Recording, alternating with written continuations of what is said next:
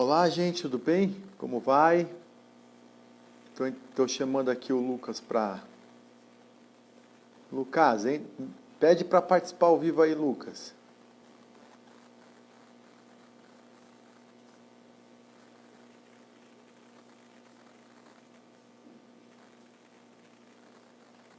Já convidei o Lucas para entrar na live.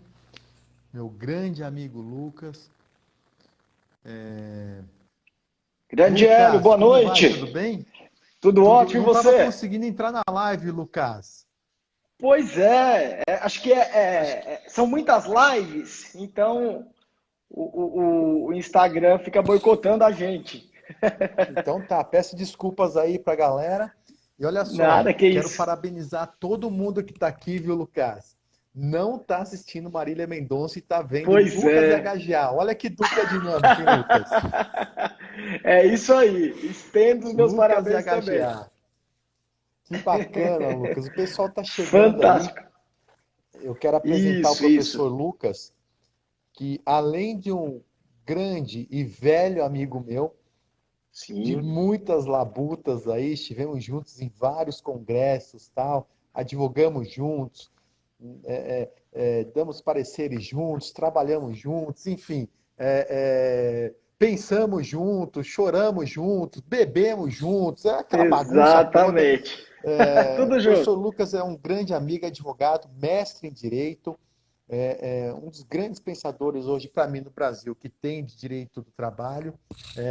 Eu tenho 5 pessoas que eu nomino como grandes pensadores do direito do trabalho, e um deles é o Lucas, Eu uma pessoa agradeço. que a gente troca ideia constantemente sobre os direitos sociais, e seja previdenciário e direito do trabalho, e eu, para falar sobre esse tema tão importante, a decisão do ministro Lewandowski e redução do salário, da MP 936, eu convidei o Lucas porque realmente eu acho que o diálogo seria um diálogo acadêmico, não seria um diálogo político, até porque Sim, tanto o Lucas quanto eu não somos vinculados a partido algum e nós estudamos relações sociais, ponto. Então acho que não exatamente. se discute mais nada com relação à questão acadêmica. Então a ideia nossa é debatermos aqui a questão acadêmica, essa questão aí da decisão do ministro Lewandowski, que para alguns ela foi muito bem acertada e para outros foi uma decisão totalmente equivocada. Então, a gente vai dividir a live da seguinte forma. Todo mundo sabe que a minha área científica é previdenciário e direito constitucional. O Lucas, ele tem o viés trabalhista e direito constitucional também. Então, eu vou pedir para o Lucas começar a nossa live falando essa redução salarial. A MP deu uma previsão que você vai falar e depois Sim. o que o Lewandowski decidiu em sede de tutela, né? Diferente da MP 936. Lucas, podemos dividir assim, depois eu entro com a parte constitucional, Claro, pode ser? Então claro, vamos Hélio. lá. Inicialmente eu quero agradecer o convite aí, dizer que é uma honra estar ao seu lado sempre. Um grande previdenciarista, grande constitucionalista, grande poeta, e você inspira muitas pessoas, viu? Desde já, meu muito Bacana. obrigado. Você é um grande amigo, muito generoso e estamos juntos sempre. Hélio, então assim, essa medida provisória 936, que foi alvo da, da ação direta de inconstitucionalidade 63, está dando o que falar. Porque gera muitas controvérsias o que foi decidido lá, né?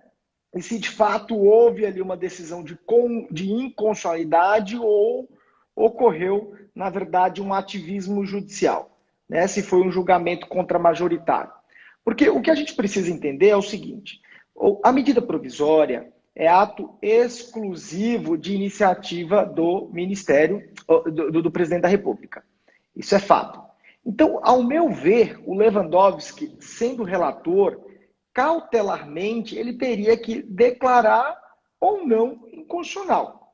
Mas não foi isso que aconteceu, porque ele legislou, ele trouxe novas diretrizes para a medida provisória, na decisão dele, que sequer tinham sido cogitados pelo presidente da República quando da edição. Por exemplo, a necessidade do aval do sindicato para que fosse deflagrada a negociação coletiva. Primeiro, a MP faz ressalva do contrato individual, do acordo individual, né? E fazendo lá a ressalva de apenas informar, por questão de formalidade, ao sindicato da categoria. Mas o Lewandowski, ele desconsidera o acordo individual e ele determina que seja deflagrada a negociação coletiva. Então, como requisito formal, e se não cumprido esse requisito, o negócio estaria nulo de pleno direito. Então, me parece que não foi a decisão da mais acertada, né? Primeiro, houve esse ativismo, determinando aí que o sindicato participe para fins de negociação coletiva. E outro detalhe, o acordo individual não tem mais razão de ser, porque tudo é mediante negociação coletiva agora, não tem por que ter esse acordo individual. O momento que nós vivemos hoje é um momento de pandemia mundial. Eu não entendo o porquê essa dificuldade nesse momento, houve um entrave por conta dessa decisão, já que as empresas não têm rendimento algum, Hélio. Essa que é a verdade. Acertadamente, o presidente da República criou essa medida provisória para dar um fôlego para os empresários e houve a criação dessa restrição para dificultar essa relação e dificultar a sobrevivência aí do empregador e do próprio empregado. Porque nesse momento de pandemia, o empregado vai ficar sem emprego, vai ficar sem salário, porque na prática as empresas vão dispensar sem pagar qualquer verba. E essa saída que o presidente encontrou através da medida provisória foi uma saída razoável, porque o valor seria pago pela União, né? Então, só para a gente recordar, a 936, ela dá uma é a suspensão temporária pelo prazo de até 60 dias, e aí eu posso ter a fração de 30 mais 30, e a outra é a redução de jornada e de salário. E cada vez que eu reduzo a jornada e o salário, eu recebo o importe com base no seguro-desemprego que a União vai pagar. Então, por exemplo, houve redução de 70% do salário. Aí a empresa informa isso ao Ministério da Economia e também ao sindicato da categoria e será pago um valor correspondente a 70% do seguro-desemprego também, né? Então, veja, não me parece que vai facilitar a decisão que foi tomada aí nessa ADIM. Vai dificultar, porque as empresas vão quebrar e eu não vejo uma saída plausível nesse momento. E eu até trago aqui algumas possibilidades de redução de salário. Eu não sei por que houve esse apego tão absurdo ao artigo 7º da Constituição, inciso 6, inciso 13, inciso 26, porque, veja, eu acho que eu falei errado o inciso, é inciso 6, deixa-me ver qual que é o outro. 13, deixa-me acessar aqui a DIN, porque daí eu já falo qual é o inciso que está sendo violado, para eu não falar besteira. Então, é o inciso 6, que o partido diz que é inconstitucional, né? Está pedindo a declaração de inconstitucionalidade. O inciso 13, isso mesmo, o 16 do artigo 7º, e além disso, o artigo 8º, inciso 3 e inciso 6 da Constituição Federal. Então, eu não vejo aí a necessidade de criar esse empecilho, porque nós já temos outras situações, outras circunstâncias que é permitido a redução salarial e a redução de jornada. Só para você ter uma ideia, existe uma orientação jurisprudencial a orientação jurisprudencial número 358, que autoriza a redução de salário com a redução de jornada. E essa decisão foi tomada em plenário no dia 16 de fevereiro de 2016. Então, não houve questionamento sobre inconstitucionalidade ou não dessa matéria. Então, só para você ter uma ideia, salário mínimo, piso salarial proporcional à jornada, empregado, pode haver redução, desde que não reduza abaixo do salário mínimo. E a MP, a medida provisória 936, teve o cuidado de não reduzir também abaixo da hora do salário mínimo. E outro detalhe, eu não vejo por que não permitir o acordo individual, porque o trabalhador que vai receber esse benefício não terá um prejuízo muito grande. Porque ele vale, o acordo individual, vale para quem recebe até R$ 3.135. Então, se eu reduzo, ainda que seja 70%, quando eu pego o valor do seguro-desemprego, que é até R$ 1.800, acaba saindo elas por elas. O empregado não perde tanto. Quem vai perder mais é esse pessoal que está no limbo aí, entre 3.136 e até 12.399, que é o valor correspondente a 2 vezes o teto da Previdência Social. Porque eles só poderão sofrer redução de 25%, e se quiser reduzir 50% ou 70%, terá que ter negociação coletiva. A medida provisória, mais uma vez, foi plausível, foi razoável.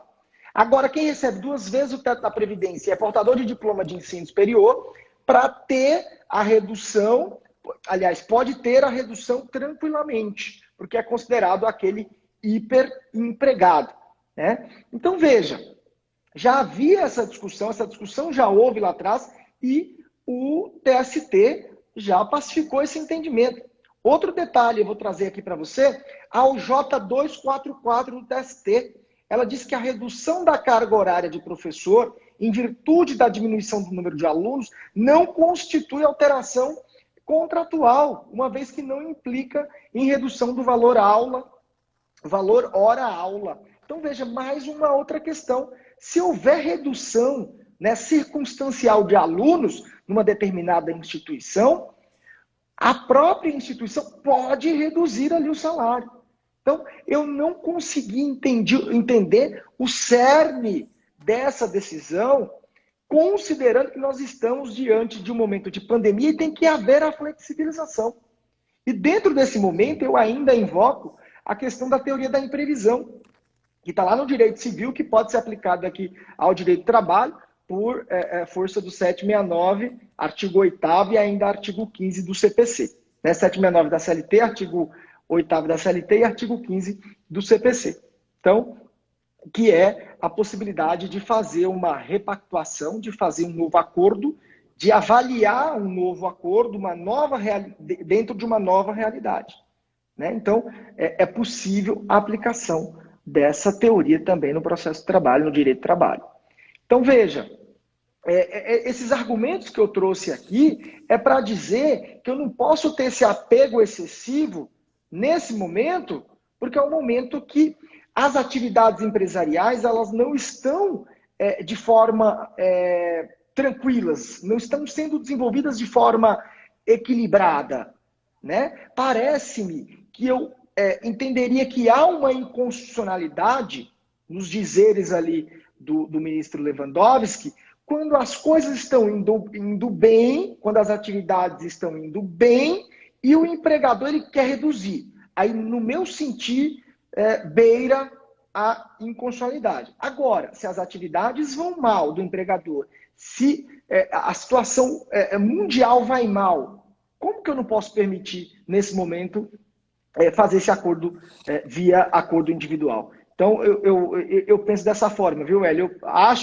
Eu acho não, eu tenho quase certeza que essa decisão do Lewandowski não vai vingar em plenário. Isso será reformado. Por conta da circunstância. Lucas, boa. O Lucas trouxe toda a contextualização, né, Sim. Formal da participação do sindicato. ninguém está ali questionando ou não a participação do sindicato. Exato, Não é isso, exatamente. tá? Que é o artigo 7º, 27 aí da Constituição Federal, que Sim, privilegia o acordo e convenções coletivas de trabalho, né? É, e o artigo 7º é um direito e garantia fundamental. Ponto. fundamental. É um direito e garantia fundamental e é um direito social e é uma cláusula pétrea, inclusive, tá? Então, nós estamos falando aqui da participação do sindicato como direito e garantia fundamental.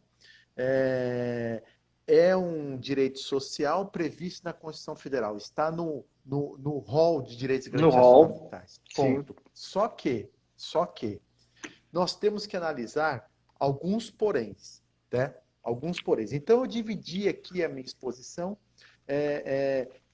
trazendo um pouco o que eu quero trazer de entendimento com relação à flexibilização dos direitos e garantias fundamentais, tá? Exato. Trazer qual é a função social da empresa no aspecto social propriamente dito, no aspecto econômico, e depois trazer uma fundamentação de qual é o entendimento que eu trago com relação a essa decisão, que, ao meu ver, não foi a mais feliz. Ela é. Eu não estou aqui discutindo a decisão do Lewandowski, se ela é ou não é, é, é, correta ou incorreta. Não é isso. Eu Isso, estou não é trazendo uma isso. interpretação Sim. hermenêutica, respeito à decisão do Lewandowski, mas não Uhum. concordo e vou trazer fundamentos para isso. Tá? Certo. Dentro do direito positivo, se você pegar o direito positivo por um positivista, a decisão do Lewandowski não se discute, foi correta. Dentro do direito positivo, foi correta. Ponto. Correta, exato. Agora, se você pegar um jurista que não é positivista, tem uma interpretação hermenêutica constitucional conforme os direitos humanos e os direitos e garantias fundamentais propriamente dito, isso pode ter uma mudança no caminho da decisão, tá? No caminho da decisão, que é o que eu vou trazer aqui. Então, eu começo a minha live com duas perguntas super importantes, tá? Eu vi aqui que nós temos no grupo pessoas que concordam com a decisão do Lewandowski e pessoas que não concordam com a decisão dele. Ótimo. A ideia aqui é desse diálogo entre eu e o Lucas e que todo mundo participe aqui, né? Todo mundo participe. Eu estou vendo aqui que tem vários professores, várias pessoas que são várias pessoas pensadoras do direito do trabalho que com certeza depois vai Exato. vir trocar ideia com a gente sobre isso.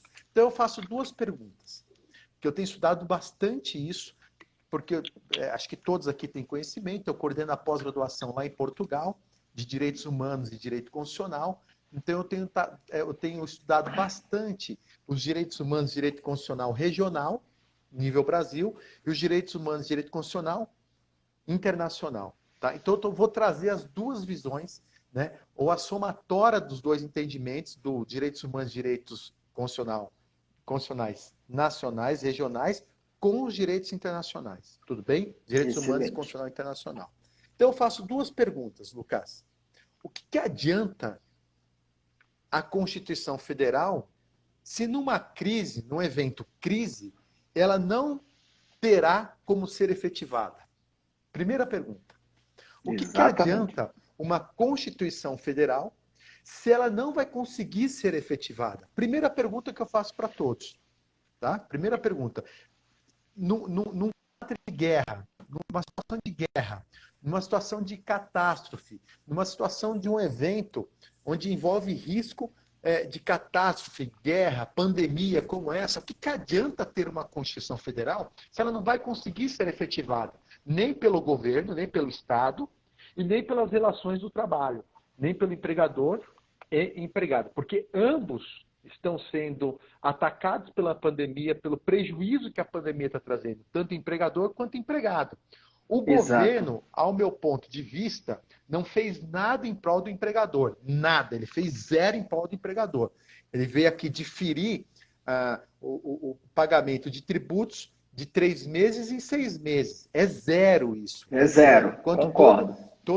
todos os outros primeiros países de terceiro mundo como a gente, segundo mundo e primeiro mundo, estão trazendo um gatilho para o mercado empresarial manter as empresas vivas, o governo brasileiro não fez nada, tá? Não fez nada. O que ele fez agora foi auxílio emergencial para o desempregado, então não é para o empregado, para o desempregado, e para o empregado ele trouxe a medida provisória aí, 936, 937, essas medidas provisórias todas aí, e que Exato. não ajudou muito. Mas e para o Também não ajuda. empresário, o que ele fez? Nada praticamente, isso é Nada. zero, gente, vamos combinar, é zero. Então todos estão no momento de hipossuficiência, tanto o empregador quanto empregado. Então, o princípio da hipossuficiência, ele já, nas relações do trabalho, ele já não contempla só o empregado nesse momento de crise. Ele contempla também o empregador. E você que está me assistindo, não imagine só o empregador, uma multinacional. Imagine o cidadão que tem uma frutaria aqui na esquina da minha casa.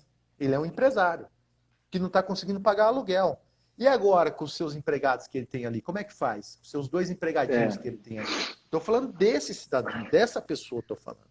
Então, a primeira Exato. pergunta que eu faço está nessa relação laboral que o empregador não consegue pagar sequer o aluguel, quanto mais as verbas trabalhistas. O que adianta direitos e garantias fundamentais? O que adianta a Constituição Federal se nós estamos vivendo um momento de pandemia, de guerra? Nós estamos vivendo quase a Terceira Guerra Mundial. E toda a história do direito social, ele foi criado em cima da Primeira Guerra Mundial, em cima da Segunda Guerra Mundial e em cima da Revolução Industrial. Ou seja, os direitos sociais foram criados naquele momento em prol de tentar resguardar os direitos e garantias individuais e coletivas. Ali que começou a crescer os direitos sociais. Agora a gente está vivendo uma nova era que eu equiparo a uma Terceira Guerra Mundial, né? Em que, naquele momento, foi dado pelos países, através das suas constituições ou outras normas, direitos sociais, foi dado um cardápio de direitos sociais que naquela época era necessário e que hoje não se consegue cumprir. Daí eu venho para a segunda pergunta que eu faço aqui, Lucas. Poderiam os direitos constitucionais serem reduzidos temporariamente,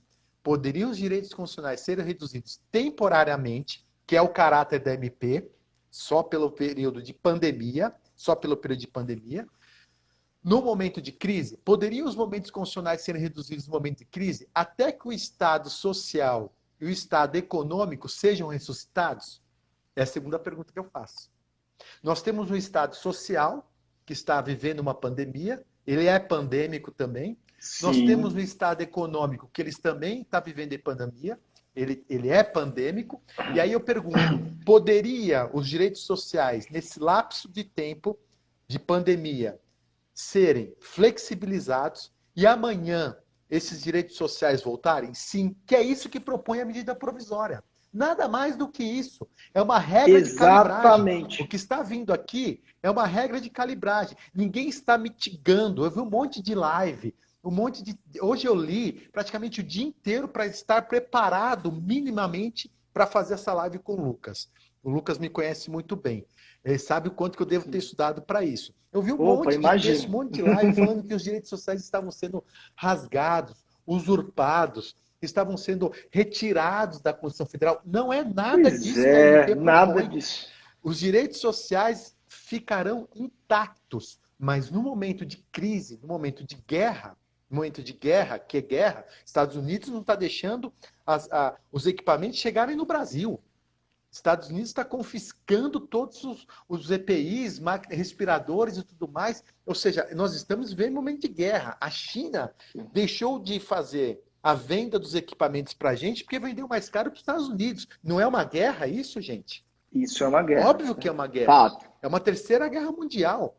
Né? Uma terceira guerra mundial que nós estamos vendo frente. A pandemia trouxe uma terceira guerra mundial. Eu não vi ninguém falar sobre isso. Tá? Direito é uma guerra para garantir a dignidade da pessoa humana, da população do seu país. É isso que está acontecendo. Então, nós estamos vivendo uma terceira guerra mundial. Né? Nós estamos vivendo a terceira guerra mundial. Então, eu pergunto, poderia os direitos e garantias fundamentais, que no momento não conseguem ser cumpridos, ser flexibilizado para amanhã retornar? Sim. É a proposta da Concordo. a medida provisória, qual é a natureza jurídica, a natureza jurídica de uma medida provisória? A urgência e a emergência. Por isso que é criada uma medida provisória, concorda, Lucas? É por isso que é Exatamente. criado. Muito bem. Aí, nós sabemos que o artigo 5º, 17 e 8º, 5º da Constituição Federal, fala sobre a filiação sindical, que ninguém será obrigado a filiar ou manter-se filiado a sindicatos. Entendeu? Então, já trouxe ali uma questão de, olha, é relativa essa questão sindical. Existe força, existe, eu não estou aqui descredenciando os sindicatos. Não estou aqui descredenciando, ele é importantíssimo no Brasil. Mas nós sabemos também que no Brasil, nós vivemos hoje a salada mista do sindicato. Nós temos hoje aí mais de 16 mil sindicatos, mais de 17 mil sindicatos no Brasil. Exatamente. Mais de 17 mil sindicatos no Brasil. E que estão vivendo dentro de uma pandemia. Vários sindicatos, os quais eu entrei em contato, não estão trabalhando. Eles não estão trabalhando. E agora, vai fazer esse acordo individual entre empregador e empregado vai ser ratificado por quem? Pois é. Se ele não existe, o ator social sindicato não existe lá. E mesmo que exista, nesse momento, o princípio dos princípios, prestem atenção no que eu vou falar. Nesse momento, o princípio dos princípios da relação do trabalho é a garantia do emprego. Princípio dos princípios das relações do trabalho nesse momento pandêmico é a garantia de emprego. Ele vale Que é mais. garantia da dignidade, mais inclusive, né, Hélio? Exatamente, ele vale mais do que qualquer verba trabalhista. Por quê? Porque se hoje as empresas perceberem que não vão conseguir fazer um acordo individual entre empregador e empregado, as empresas não conseguirem fazer o acordo individual com o empregado, sabe o que ele vai fazer? Olha, estou te mandando embora, não tenho que te pagar, devo, não negue e pago quando puder. Aí sabe o que vai acontecer? Uma enxurrada de desemprego, uma enxurrada de ações trabalhistas, em que o advogado vai ganhar o troféu e não vai ganhar a verba trabalhista, porque o cidadão está falido, o empresário está falido. Então a gente tem que perceber que o que adianta a gente ter uma briga para receber uma verba trabalhista que agora poderia ser sido discutido entre empregado e empregador, até porque eles se conhecem, e eu acho que esse abuso do empregador para com o empregado, isso vai ter como ser resolvido na justiça. Se o juiz do trabalho perceber que houve um abuso do empregador, houve um oportunismo do empregador em surrupiar direitos trabalhistas do empregado por um mero oportunismo, o juiz do trabalho está apto para isso. Está apto para isso. Agora, você ter que fazer aqui uma validação sindical no momento pandêmico vai virar não vai dar certo. E aí, eu trago aqui, o Lucas, qual que é a função social da empresa? Exato. A função social da empresa é a criação de empregos. Uhum. A primeira função da empresa social é a criação de emprego. Desenvolvimento do meio ambiente do trabalho higiênico, sadio e seguro. Obrigações referentes à proteção à saúde e à integridade física do trabalhador. Fomentar a inclusão laboral. A adoção de práticas sustentáveis. Boas práticas e respeito aos direitos assistenciais com os empregados. Garantir o princípio da dignidade da pessoa humana. Ora, se o empregador não está conseguindo pagar, fazer um acordo, se o empregador não está conseguindo fazer um acordo com o seu empregado para tentar garantir o emprego dele no futuro, isso me parece que fere os direitos e garantias fundamentais de ambos. De ambos. Os direitos e garantias fundamentais de ambos. E a dignidade da pessoa humana de ambos. De ambos. Porque o empregador, o MEI, ali o empregador, o pequeno empresário, ele também tem dignidade da pessoa humana a ser preservada. E como é que faz isso? Então, me parece que fere aí os direitos humanos, né? E qual é a obrigação econômica da empresa? A obrigação econômica da empresa é cumprir, primeiramente, com a contraprestação salarial. Primeiro ponto, Primeiro ponto. cumprir com a contraprestação salarial. Essa é a função econômica da empresa, que ela não está conseguindo cumprir. Por causa de quem? De uma catástrofe chamada Covid-19. Mundial, não é nacional, é mundial. Então, se Então, ela não consegue cumprir com essa contraprestação salarial, que é o primeiro tópico que eu trago da obrigação econômica da empresa, o que ela faz? O que é melhor num juízo de ponderação? Fechar as empresas e trazer o pleno desemprego? Ou garantir uma ordem social prevista no artigo 93 da Constituição Federal? O que é a ordem social? Quando eu falo de ordem social, a Constituição Federal ela traz o que é a ordem social. Vocês anotem aí. É o artigo 193 da Constituição Federal. O que diz a ordem social? Aurélio, que você que está ouvindo aí. Vanessa, vocês que estão me ouvindo, olha só. O que é ordem social? Ordem social tem como base o primado do trabalho. Ou seja, então, para ter ordem social, tem que ter trabalho. Então, a ordem social tem como base o primado do trabalho. E como objetivo, o bem-estar e a justiça social. Ora, se não tiver trabalho, Lucas, nós entraremos numa desordem social. E se nós tivermos uma desordem social, não vai ter bem-estar e nem justiça social. Então, por isso que eu falo que o super princípio das relações do trabalho é o trabalho. É o trabalho. Porque contextualiza a ordem social. Se não tiver trabalho, vai entrar numa desordem social. Então, a empresa não vai conseguir cumprir a contraprestação salarial dentro de um acordo individual, meramente porque ele tem que cumprir isso com o sindicato, que hoje praticamente não existe. E os que existem, pode entrar, de repente pega um sindicato totalmente ali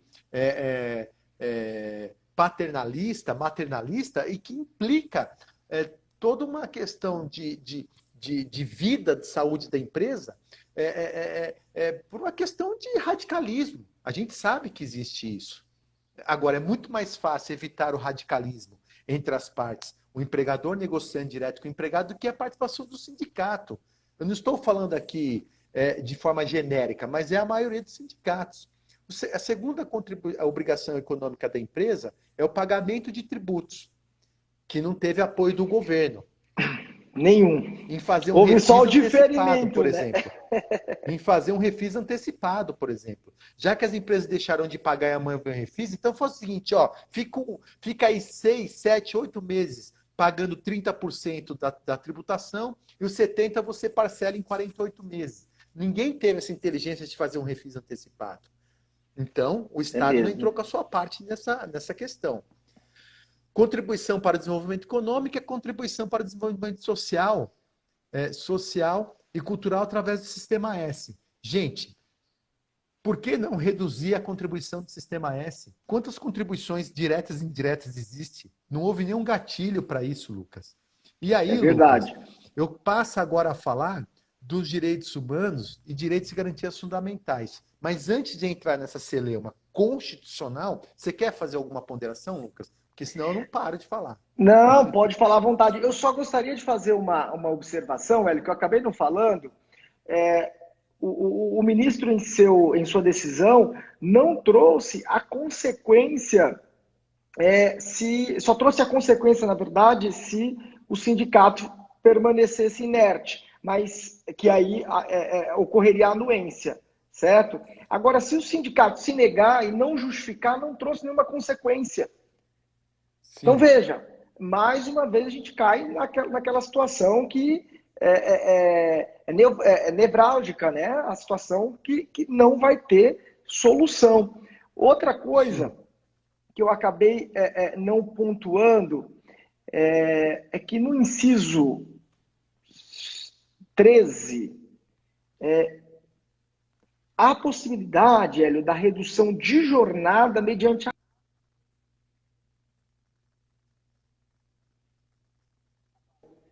Não, voltou. Pode. Então, há possibilidade, o próprio texto constitucional permite a redução de jornada mediante acordo, e não especifica se é acordo individual ou se é acordo coletivo.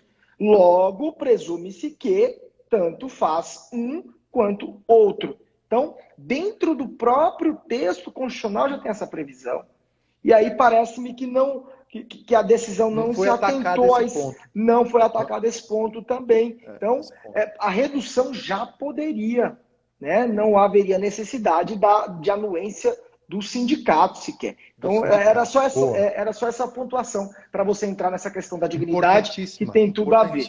Tá? Bom, aí, Lucas, eu quero trazer um pouquinho aqui a diferença dos direitos humanos e de direitos e garantias fundamentais. Gente, há uma diferença muito grande, né? Eu vejo que dentro do curso de Direito a gente tem 1 ou 2 anos no máximo de Direito Constitucional. Em Direitos Humanos a gente nem tem. Então eu vejo que os brasileiros estão muito aquém, né? Do cabedal de conhecimento jurídico, Direitos Humanos e Direito Constitucional. E isso faz com que o nosso sistema jurídico fique raso. Nosso sistema jurídico não tem uma discussão de alto nível. Então, eu vou resumir aqui, eu fiz uns apontamentos, então vou pedir licença para a leitura.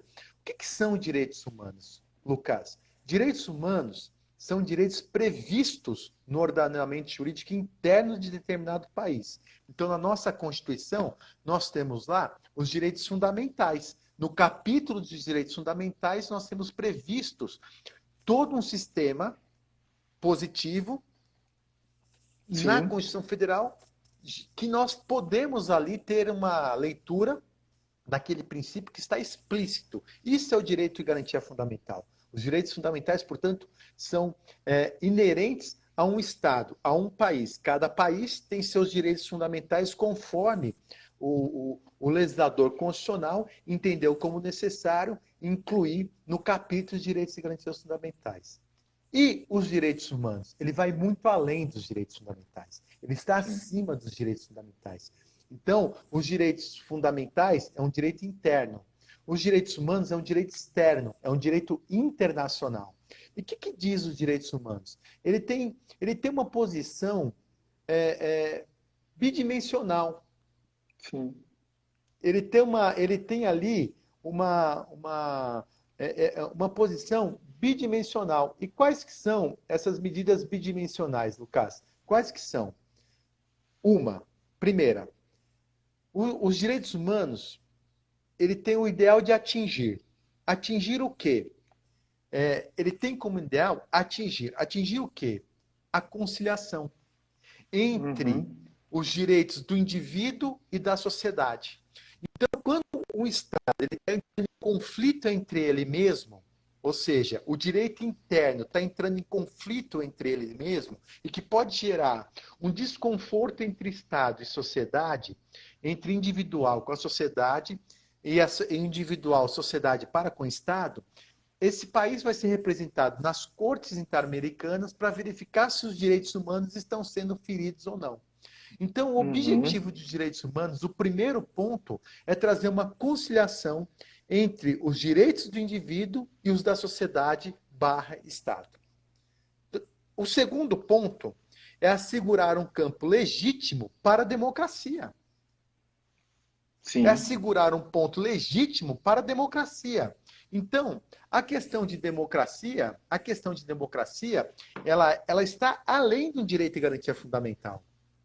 Por quê? Porque hoje um direito e garantia fundamental, que é um princípio que não se discute, hoje ele pode ser um princípio considerado como válido e amanhã esse princípio pode ser considerado como inválido. E eu vou dar um exemplo disso. Impossível de ser cumprido. Eu vou dar um exemplo disso que é impossível de ser cumprido esse princípio de garantia fundamental que está dentro dos direitos sociais que não é cumprido. A saúde. Você que está me assistindo, você sabe que a saúde é um direito e garantia fundamental previsto no caput de direitos e garantias fundamentais dos direitos sociais, no artigo 6º. Aí eu pergunto para você, você tem plano de saúde? Você que está me assistindo, tem plano de saúde, sim ou não? Faz joinha. Se você tem plano de saúde, faz joinha. Tá? Você aí tem plano de saúde? Por que que você tem plano de saúde se é um direito e garantia fundamental?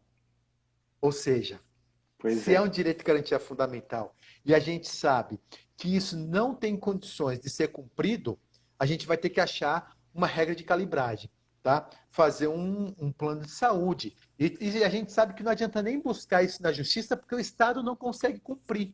Então, quando a gente fala de direitos humanos para com o Estado, o qual ele não consegue cumprir, quando eu falo de direitos e garantias fundamentais em que o Estado não consegue cumprir, ok, ele é flexível.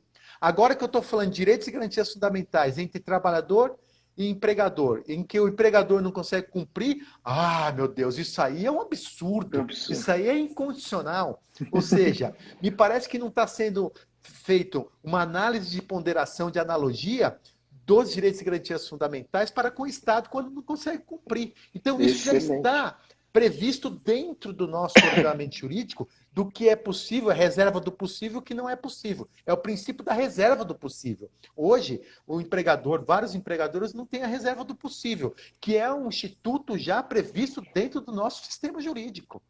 Então, será que eu não posso aplicar a reserva do possível para as relações do trabalho? Estou indo bem, Lucas? Estou indo bem? Excelente, Hélio. Você está dando Tá. uma aula Vamos aí lá. que não tem Ainda. preço.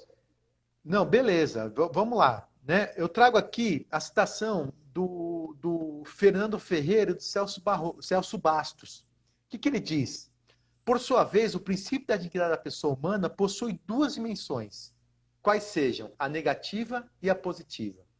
A negativa, o princípio da dignidade da pessoa humana, a negativa, de forma muito resumida, significa que o homem não pode ser objeto de ofensas físicas e morais. Por outro lado, a dimensão positiva, que diz respeito ao pleno do desenvolvimento de cada indivíduo, envolve o reconhecimento da total autodisponibilidade sem interferência ou impedimentos externos.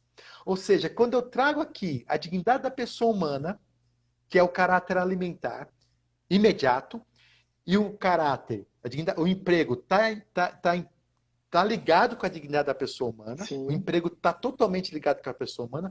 Quando eu falo aqui de dignidade da pessoa humana positiva, ele bem ressalta aqui, olha, é a dimensão positiva dos direitos da dignidade da pessoa humana diz respeito ao pleno desenvolvimento de cada indivíduo, ou seja, como cada indivíduo pode se desenvolver, que ele acha melhor para ele naquele momento, tá? E envolve o reconhecimento total da autodisponibilidade, ou seja, qual é a minha autodisponibilidade para fazer sim. esse acordo com o meu empregador? Sem interferências do que é melhor ou não, ou impedimentos externos, ou seja, sem o sindicato. O sindicato, quando vem tratar dos direitos e garantias fundamentais, que é a garantia do emprego, e de um direito indisponível, que é o direito do trabalho, me parece que quando ele ultrapassa aquele estado de necessidade, que é a garantia dos direitos humanos, a garantia da dignidade da pessoa humana, me parece que o sindicato tem que cair fora dessa relação laboral. Ponto. Por quê? Porque Concordo. fere a dignidade da pessoa humana nesse Sou momento, humana. tá? E aí vem Ó, muitos Hélio, só desavisados. te cortando aqui, Hélio. No momento que você finalizou, o Adriano Mota, lá da OAB de Itaquera, um grande advogado trabalhista, também resumiu com as suas palavras, né? Resumindo, o princípio da dignidade da pessoa humana deve prevalecer sobre a legalidade. Ponto. Princípio da dignidade. É Adriano o nome dele? Isso, Adriano. Adriano, grande Adriano, amigo. boa. Dignidade da pessoa humana é o superprincípio, é a garantia da vida. Sim, Abaixo da vida está o trabalho. E dentro desse trabalho, os atores principais é empregador e empregado. Sindicato é coadjuvante, meu irmão. Ponto. Sindicato não exatamente. pode vir para entrar, para atrapalhar hoje a dignidade da pessoa humana no estado de necessidade pandêmico. Estado de guerra. Ponto. Sindicato, pelo amor de Deus, pô. E aí vem alguns Exatamente. desavisados trazer o princípio de Canotilho, o princípio do não retrocesso social. Você sabe que eu coordeno essa pós-graduação, quero convidar todos para fazer parte dessa pós-graduação lá em Coimbra, que é de Direitos Humanos e Direito Constitucional. Você vai ficar 21 dias lá estudando com a gente. E depois volta para o Brasil. 21 dias estudando Direitos Humanos e Direito Constitucional. A próxima turma é em setembro. É uma pós-graduação em Direitos Humanos direito constitucional, do direito do trabalho e do direito previdenciário. Olha que É fantástico. que viagem, tá? E aí, alguns desavisados estão suscitando ainda hoje, eu vi lives hoje, de alguns desavisados dizendo o seguinte: segundo o professor Canutilho, jamais pode haver o retrocesso social através do princípio do não retrocesso social. Que isso, na época que ele foi construído, na França, e alguns autores da Alemanha, isso foi totalmente rechaçado por alguns intelectuais, juristas intelectuais da escola alemã. Por quê? Porque falaram assim, pô, como não pode haver retrocesso social? E a questão de crise ou quebra de um país. E agora eu estive com o Canotilho lá em Coimbra, fiquei 4 horas conversando com ele, e ele mudou a tese dele. Ele falou, olha, eu era radical em que não poderia existir o retrocesso social. Eu era radical. Mas nessa minha época de radicalismo, veio a Revolução dos Cravos de Portugal, veio a ditadura, veio tudo isso, ou seja, tinha um motivo de você proibir a redução de retrocesso social por causa dos estadistas.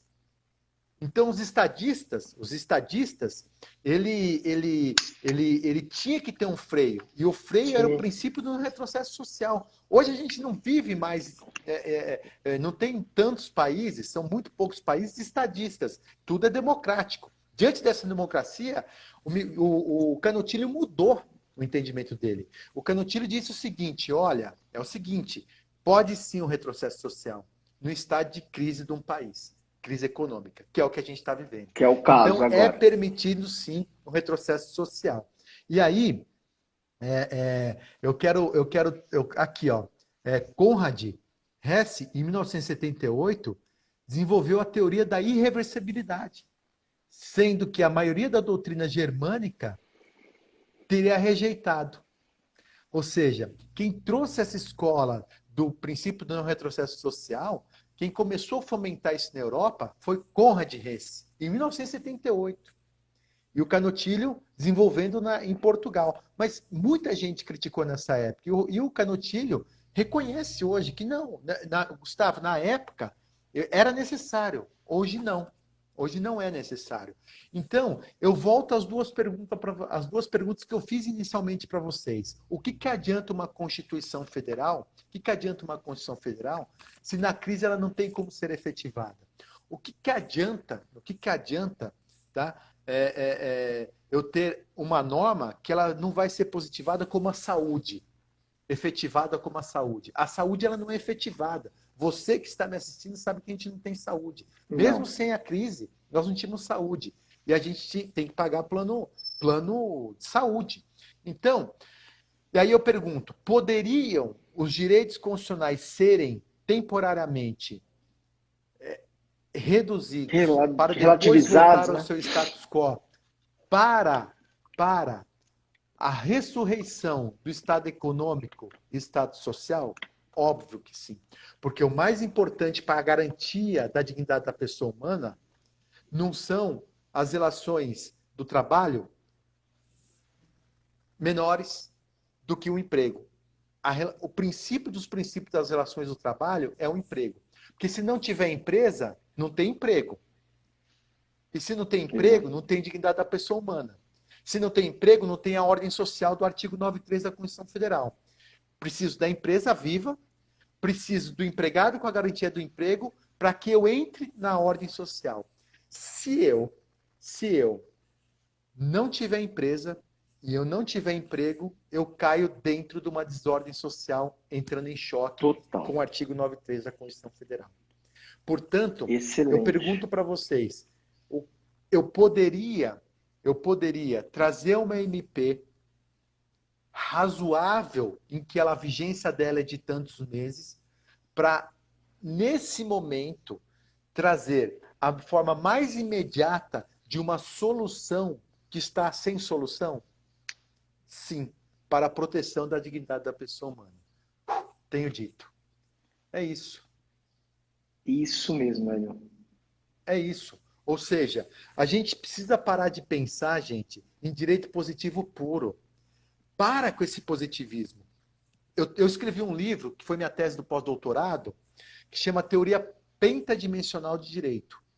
Ou seja, fato, valor e norma, que é a teoria tridimensional de Miguel Reale, fato, valor e norma, a adaptação da norma e a aplicação principiológica da norma. Ou seja, eu posso pegar todos os princípios e relativar os direitos e garantias fundamentais. Princípio de crise, de quebra de um país. Ponto. Eu posso relativizar os direitos e garantias fundamentais. Claro que eu posso, porque o principal hoje, tá? O principal hoje não são aqueles direitos e garantias fundamentais que é a participação do sindicato, que é um direito e garantia fundamental. A participação do sindicato nessa relação de empregado e empregador é um direito e garantia fundamental. O que vale mais? A reles participação do sindicato nesse momento de crise ou a garantia do emprego e a vida do empregado e do empregador? Pelo amor de Deus, gente. Pelo amor de Deus. Uma construção hermenêutica e você chega nessa conclusão. O que vale mais? Eu vou garantir o direito e garantia fundamental. Eu vou garantir o direito e garantia fundamental, que é a participação do sindicato. E olha, porque a participação do sindicato é muito mais importante do que a garantia do emprego e muito mais importante do que a dignidade da pessoa humana, que é a renegociação salarial dele para a garantia do emprego. Isso vale mais? Óbvio que não. Então, quando tiver uma briga entre princípios do mesmo nível hierárquico, o que prevalece? Prevalece aquele que chega mais próximo da dignidade da pessoa humana. Aquele que chega mais próximo de direitos humanos. Aquele que chega mais próximo de direitos humanos, que atinge aquela dupla posição de direitos humanos, que é atingir um ideal, que é a conciliação entre os direitos do indivíduo para com a sociedade e Estado, e assegurar o campo legítimo da democracia, quando atinge, chega mais próximo dos direitos humanos, esse conflito de princípio vai vigorar aquele que chega mais próximo para atingir a dignidade da pessoa humana. Ou seja, essa é a ideia. Tá? Então, para os advogados que entendem que a não participação do sindicato é terrível, não é. Porque amanhã, mesmo que esse acordo tenha sido feito através de um oportunismo do empregador, de uma má-fé do empregador, isso vai poder ser discutido na Justiça do Trabalho. Na Justiça do Trabalho, isso com vai certeza. ser analisado pelo juiz do trabalho. Os juízes do trabalho estão atentos a isso. Com certeza estarão atentos a isso. Tá, gente? Então, eu acho que a gente conseguiu aqui, Lucas, trazer um fechamento de ideias. Sim, fantástico, fantástico. Dessa interpretação hermenêutica da Constituição Federal, em que eu não estou mitigando, retirando, retalhando do sindicato o direito e garantia fundamental do sindicato. É temporariamente. É uma questão pontual, né? É uma crise, né, Hélio? É isso que as pessoas não estão tendo a reflexão, não estão refletindo sobre. Não é uma retirada abrupta de direitos por tempo, enfim, determinado. Não é uma reforma previdenciária que tirou direitos e garantias fundamentais que nunca mais voltam. Não é uma reforma previdenciária, não é uma reforma trabalhista. É o quê? É uma MP emergencial com tempo de vigência. Exatamente. E sabe uma coisa que me faz refletir, Hélio? Esse positivismo exacerbado, exagerado, pode destruir o Estado Democrático de Direito nesse momento. Claro. Pode destruir. E aí, então, o Estado tudo tem que ter Democrático de Direito, ponderação. Lucas, uma pergunta. Estado Democrático de Direito é direitos e garantias fundamentais ou é direitos humanos? Pois é. É direitos humanos. Direitos humanos, não tenho dúvidas. Então veja assim, O que vale mais? Um direito e garantia fundamental interno ou os direitos humanos externos? Externo, exato. Pois é. Claro. Já está respondido, né? Já está respondido. Olha, Lucas, acho que valeu. Será que o pessoal gostou da nossa live aí, gente? Vocês gostaram? Gostaram. Eu estava aqui, eu estava dando uma olhada, tá chovendo, rasgando elogios aí. São tantas pessoas, todos rasgaram elogios e estão totalmente de acordo com o que nós ponderamos aqui, Hélio. Fantástico. Infelizmente não dá para responder todo mundo, né? A Nilzane está aí. Nilzane, escreve aí na live aí, Nilzane, por favor, iepg.pt. Gente, quem quiser ter acesso a essa pós-graduação Lá em Ótimo. Portugal, em direitos humanos, direito constitucional, do direito do trabalho e do direito previdenciário, entra no site IEPG, I de Instituto, E Europeu de Pós-Graduação, iepg.pt, que é uma escola lá de Portugal. Você vai fazer a pós-graduação lá em Coimbra, na faculdade mais antiga do mundo, vai ficar 21 dias lá, uma experiência magnífica, maravilhosa, e vocês terão uma experiência muito, muito riquíssima. Ela já escreveu aí, Hélio. Aí, ó, IEPG. iepg.pt. Tá? Exatamente. Valeu, Nilzane. Então você vai ter uma visão ampla dos direitos humanos e direito constitucional, coisa que a gente não tem aqui. É outro curso de direito. Eu estou vendo aqui que a Nilzane, a Antônia, a Nicene, um monte de alunos que fizeram a pós com a gente lá estão na nossa live. Por quê? Porque viram a necessidade de direitos humanos no nosso dia a dia. Né? Viram os direitos humanos no nosso dia, a importância dele no nosso dia a dia. E digo para vocês, hoje, o advogado e advogado, o operador de direito que não conhece direitos humanos e direito constitucional, não vai conseguir militar. Tamanhas reformas que a gente tem hoje. Tá? Exatamente, reformas que a gente tem hoje. Lucas, acho que é isso, né, gente? É isso, maravilha, Hélio, maravilha. Eu acredito que nós atingimos aqui o nosso objetivo, ponderamos muito bem, o pessoal só está aí elogiando, estou muito feliz. Pessoal, muito obrigado por tudo. Quero agradecer mais uma vez ao convite do Dr. Hélio. E estamos juntos sempre. É sempre uma honra poder te ouvir, porque você me faz viajar, você e a Ivani. Quando vocês começam a falar, eu começo a viajar e já me vem uma série de pensamentos aí para eu poder já colocar em prática. É fantástico. A Ivani esteve com a gente lá em Portugal. Esteve, exatamente. Professora Ivani Bramante, desembargadora do TRT aqui. Né? Exatamente, ela entrou, vai longe, né? Ela vai longe. Ela vai longe. Estudiosa, né, Lucas? Exatamente. Aliás, o time nosso é bom, né, Lucas? É fantástico, exatamente. Por isso que esse pessoal está fazendo pós-graduação em Direito Previdenciário e Processo Previdenciário lá no Damásio. O Lucas dá aula lá, a Ivani dá aula lá. Quem quiser fazer pós-graduação em Previdenciário lá no Damásio, esse é o nível dos nossos professores. Lucas, exatamente. Beijão. Querido, beijo até mais, vocês, viu? Fiquem aí. Com Deus. Até mais. Que o coronavírus soma na sua casa aí, viu, Lucas? Que dê tudo certo. Amém. Valeu. Um grande abraço, cara. Fica com Deus. Vamos marcar aquele jantar lá. Valeu. Vamos sim. Já está marcado. Valeu. Tchau, tchau.